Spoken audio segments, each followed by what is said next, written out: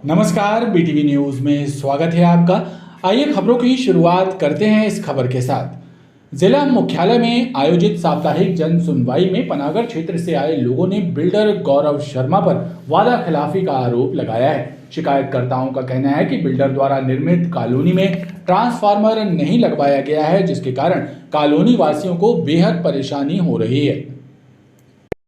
Collectorate की जन सुनवाई में पनागर के ग्राम झुंझुनू से आए लोगों ने बिल्डर गौरव शर्मा पर धोखाधड़ी करने का आरोप लगाया है। कॉलोनी वासियों का कहना है कि प्लॉट और मकान बेचते वक्त बिल्डर ने ट्रांसफार्मर लगाने का वादा किया था, लेकिन अब ट्रांसफार्मर लगाने से इनकार किया जा रहा है।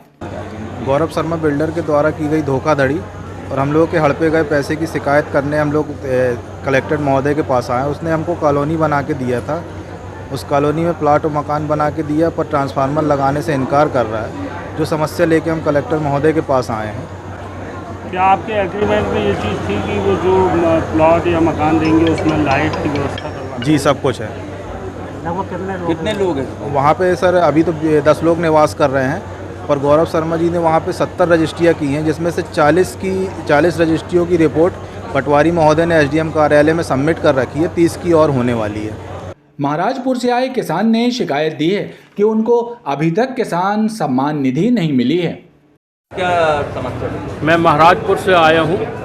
मेरा सम्मान निधि का मैंने जब चालू हुआ था तब भी भरा था फॉर्म। उसके बाद 3 बार जन सुनवाई में दे चुका हूँ, लेकिन शिकायत का निराकरण नहीं हो रहा है। कौन सी सम्मान निधि है? ये प्रधानमंत्री और मुख्यमंत्री। किसान जी, कौन सी सम्मान निधि है? प्रधानमंत्री वाली मुख्यमंत्री वाली दोनों का नहीं आ रहा है। किसान निधि है जी, किसान सम्मान निधि का। कब से परेशान हो रहा है? मैं कम से कम 4-5 साल हो गए। एडीएम नाथूराम गौड़ ने बताया कि जन सुनवाई में प्राप्त आवेदनों का निराकरण कराया जा रहा है। वहीं बिल्डरों से संबंधित शिकायतों में कॉलोनाइजर एक्ट के तहत कार्रवाई की जाती है। वो भूमि से संबंधित रिकॉर्ड सुधार है, किसी का नाम संशोधन है, सीमांकन से संबंधित है, और पेंशन वाले प्रकरण भी आए जो शासकीय कर्मचारी हैं उनके पेंशन से भुगतान संबंधी प्रकरण है, जिनके संबंधित विभागों को आवेदन पत्र मार्क किए गए हैं। उनको समय सीमा निर्धारित की गई है, इतने दिन में प्रकरण निराकरण करके अवगत कराते।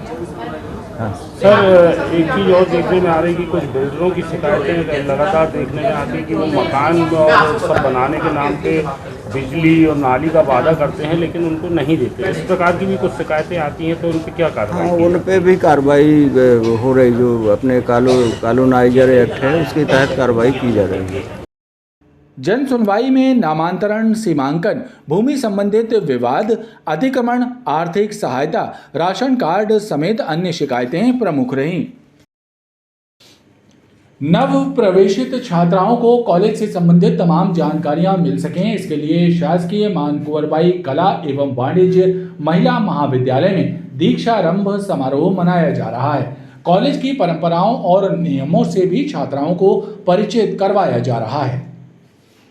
शासकीय मान कुंवरबाई कला एवं वाणिज्य महिला महाविद्यालय में इन दिनों दीक्षारंभ समारोह मनाया जा रहा है। इस कार्यक्रम के जरिए नव प्रवेशित छात्राओं को शैक्षणिक गतिविधियों के साथ ही कल्चरल एक्टिविटीज एवं कॉलेज के विभिन्न विभागों की जानकारी प्रदान की जा रही है।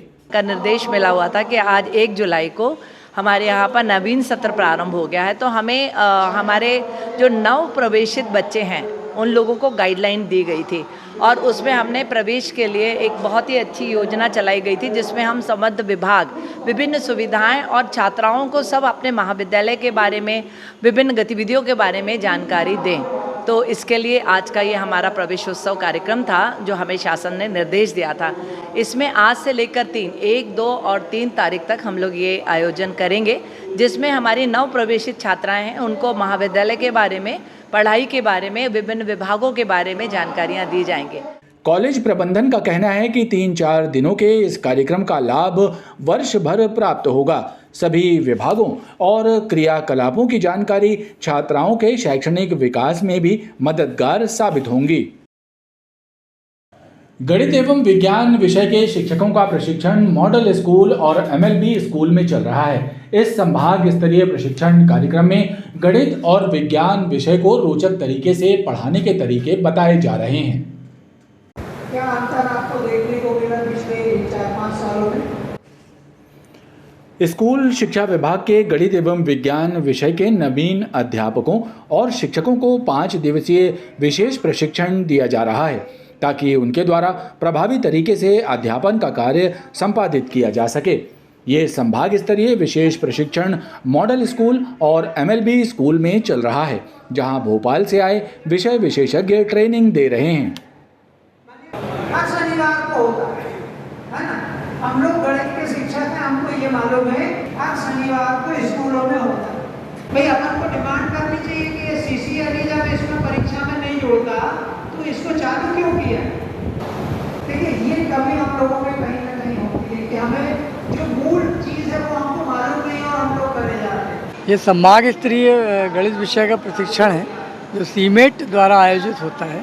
भोपाल के द्वारा इसमें मास्टर ट्रेनर तैयार किए जाते हैं और वो पूरे संभाग के टीचर्स के गणित विषय विज्ञान विषय इसके लगातार 5-5 दिन की ट्रेनिंग्स होती है। और इस ट्रेनिंग में अपने यहाँ भी जो हो रहा है जबलपुर, मंडला, डिंडोरी, कटनी 4 ज़िले के टीचर्स हैं जो ट्रेनिंग ले रहे हैं। इसी तरह नरसिंहपुर में हो रहा है, इसी तरह छिंदवाड़ा में हो रहा है और सिवनी में भी है।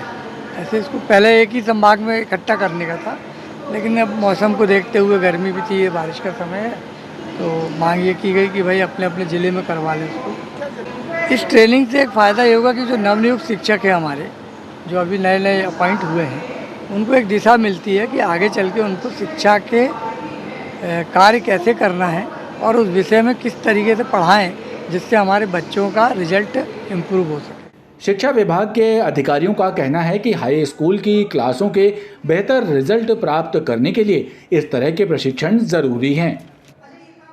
स्कूली बच्चों को नशे से दूर रखने के लिए प्रत्येक स्कूल में प्रहरी क्लब बनाया जा रहा है। 20 सदस्यों की टीम छात्रों पर न केवल नजर रखेगी बल्कि इस बात का ध्यान भी रखेगी कि स्कूल से 100 मीटर तक दायरे में नशे का नामो निशान न रहे। प्रत्येक स्कूल में प्रहरी क्लब की स्थापना की जानी है, जिसमें अभिभावक और शिक्षक भी सदस्य रहेंगे। योजना का मकसद छात्रों को नशे से दूर रखना है। इस बार प्रत्येक स्कूल में 20 सदस्यों की टीम बनाई जाएगी जो छात्रों पर नजर रखेगी। खासकर तंबाकू से बने उत्पादों पर नजर रखी जाएगी। स्कूल शिक्षा विभाग ने प्रत्येक स्कूल में प्रहरी क्लब के गठन के निर्देश जारी कर दिए हैं। आदतों से दूर होने के लिए या नशे का सेवन करने वाले बच्चों की पहचान करना और उसको विद्यालय से दूर रखने के लिए विद्यालय में बच्चों के बीच में एक प्रहरी क्लब बन रहा है, ताकि ये पता चल जाए कि कोई बच्चा गुटखा लेके आ रहा है या अन्य तंबाकू का सेवन कर रहा है या किसी और चीज़ का सेवन कर रहा है। ऐसा पाया जाता है कि विभिन्न विद्यालयों के आसपास कुछ नशे की चीज़ें बिकती हैं या मिलती हैं या कुछ छात्र बहकावे में आके उस तरीके का कर लेते हैं। तो हर एक स्कूल में एक प्रहरी क्लब का गठन किया गया है जो बच्चे इस बात को देखेंगे कि किसी भी बच्चे के पास नशे का सामान तो नहीं है या वो किसी नशे की लत में शामिल तो नहीं है, और उसको चिन्हित करके फिर उसको दूर किया जाएगा। निर्देश के मुताबिक स्कूल प्रबंधन इस बात पर भी विशेष ध्यान रखेगा कि खुद प्रभारी शिक्षक नशे की गिरफ्त में तो नहीं हैं। नर्सिंग घोटाले में सरकार की जिम्मेदारी तय करने और तत्कालीन चिकित्सा शिक्षा मंत्री पर कार्रवाई किए जाने की मांग आम आदमी पार्टी की RTI विंग ने की है। महामहिम राज्यपाल के नाम जिला प्रशासन को पत्र सौंपते हुए पार्टी कार्यकर्ताओं ने मेडिकल यूनिवर्सिटी के विखंडन पर भी रोक लगाने की मांग की है। मेडिकल यूनिवर्सिटी का विखंडन किए जाने पर आम आदमी पार्टी के कार्यकर्ताओं ने आपत्ति जताई है। कलेक्ट्रेट कार्यालय पहुंचे आप पार्टी की RTI विंग के सदस्यों ने बताया कि मेडिकल यूनिवर्सिटी से नर्सिंग और पैरामेडिकल कॉलेजों को अलग किया जा रहा है, जिससे यूनिवर्सिटी का अस्तित्व खतरे में है। वहीं नर्सिंग घोटाले में सरकार की भूमिका भी तय करने की मांग की गई है। कि हमारे को पता चला है कि ये मेडिकल यूनिवर्सिटी का विखंडन किया जा रहा है उसके कुछ विभाग जैसे पैरामेडिकल को और नर्सिंग को अलग अलग करके भोपाल वगैरह शिफ्ट करने की बात चल रही है, तो हमारी पार्टी इसका घोर विरोध करती है और इस विखंडन को रोकने की मांग करती है। दूसरी बात यह है कि नर्सिंग स्टूडेंट के साथ जो इतने समय से दुर्भावनापूर्ण कार्रवाई हो रही है, निजी कॉलेजों द्वारा जो उनके साथ धोखाधड़ी की गई है, सरकार जो अनसुनी कर रही है, उनका जो समय ख़राब हुआ 2-3 साल, उसके लिए मुआवजे की मांग करने आए हैं सरकार से कि निजी कॉलेज और सरकार मिलकर उनको 2-2 लाख रुपए प्रति स्टूडेंट मुआवजा दे।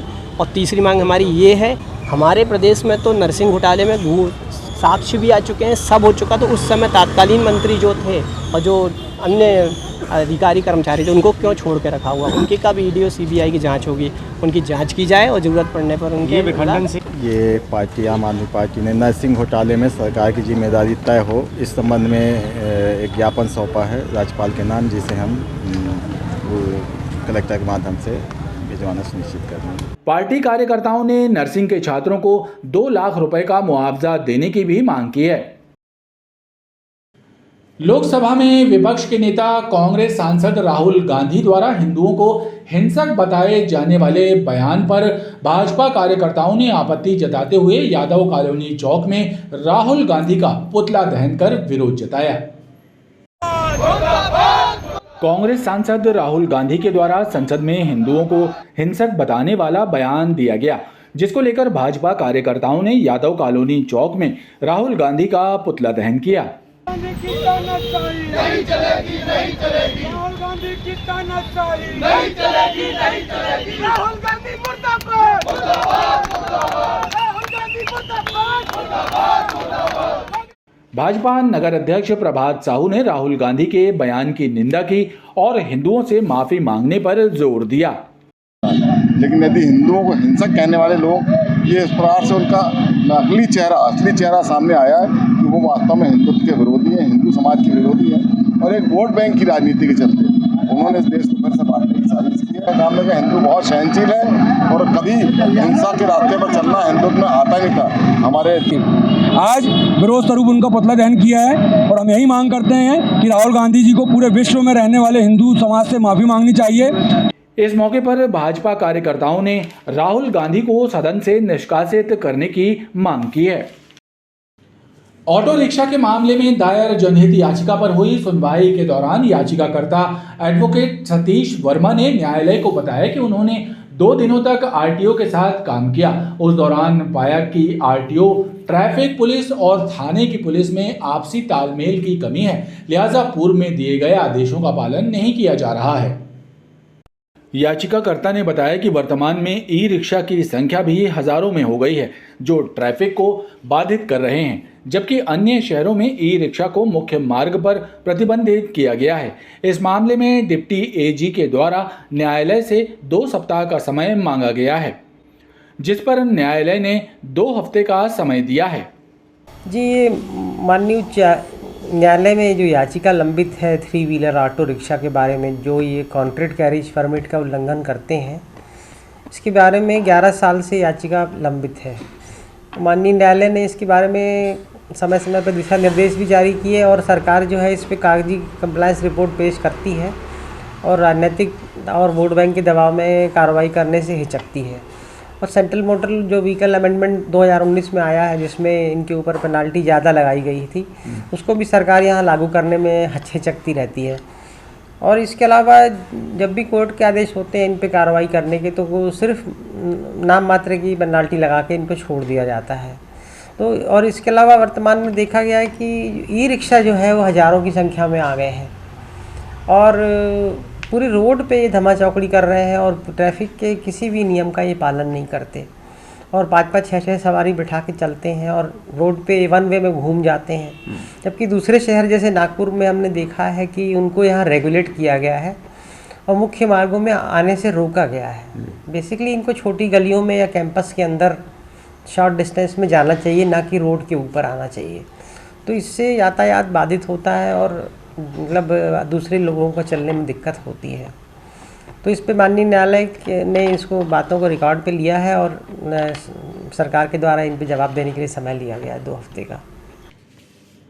गांजा बेचने की फिराक में खड़े एक आरोपी को बेलबाग पुलिस ने संयुक्त संचालक लोक शिक्षण कार्यालय के पास दबिश देकर गिरफ्तार किया।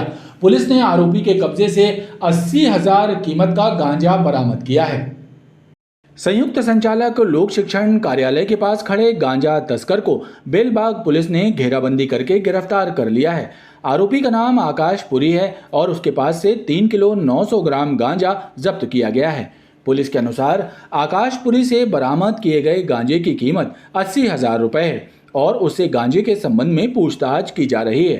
थाना प्रभारी बेलबाग को सूचना मिली थी कि संयुक्त संचालक लोक शिक्षण के पास कोई व्यक्ति गांजा बेच रहा है। इस सूचना पर जैसे ही वहां पर पुलिस पहुंची तो एक व्यक्ति जिसका नाम आकाशपुरी था, उसके कब्जे से 3 किलो 900 ग्राम लगभग 80,000 रुपये कीमती का गांजा जब्त किया गया है। उसको गिरफ्तार कर लिया गया है और आगे की कार्रवाई इसमें की जा रही है। पुलिस ने आकाश के विरुद्ध NDPS एक्ट के तहत मामला दर्ज किया है। सिहोरा सब्जी मंडी के पास एक व्यक्ति पर कट्टे से फायर करने की घटना सामने आई है। गोली उस व्यक्ति के कंधे में लगी है और उसे इलाज के लिए मेडिकल अस्पताल में भर्ती कराया गया है। पुलिस ने 3 आरोपियों में से एक को गिरफ्तार कर लिया, जबकि अन्य 2 आरोपियों की तलाश की जा रही है। सिहोरा में रहने वाले नरेश चौधरी को सब्जी मंडी के पास दिलीप चौधरी, शिवम यादव और नानू नायक ने रोका और उसी दौरान दिलीप ने कट्टा निकालकर नरेश पर फायर कर दिया। गोली नरेश के कंधे में लगी और उसे उपचार के लिए अस्पताल ले जाया गया, जहां से उनको मेडिकल रेफर कर दिया गया। ASP सूर्यकांत शर्मा ने बताया कि एक आरोपी दिलीप चौधरी को गिरफ्तार कर लिया गया है, वहीं 2 फरार आरोपियों की तलाश की जा रही है। फरियादी अशोक चौधरी ने आकर ये सूचना दी कि दिलीप चौधरी नाम के व्यक्ति ने नरेश चौधरी नाम के व्यक्ति को सब्जी मंडी के पास कट्टे से उसके कंधे में फायर कर दिया था, जिससे वो इलाज है तो मेडिकल में भर्ती है। दिलीप चौधरी अब उनके और साथी थे नानू नायक और शिवम यादव, तो इसमें दिलीप चौधरी तो गिरफ्तार हो गया है और शेष लोगों की अभी तलाश जारी है। किस बात को लेकर? जब मुख्य व्यक्ति अभी पकड़ा जाएगा उसके बाद इसमें घटना के कारणों का खुलासा होगा। वहीं गोलीकांड की वजह का पता नहीं चल सका है। पुलिस इसकी छानबीन कर रही है। खबरों का ये क्रम लगातार जारी है। आप देखते रहिए BTV न्यूज़।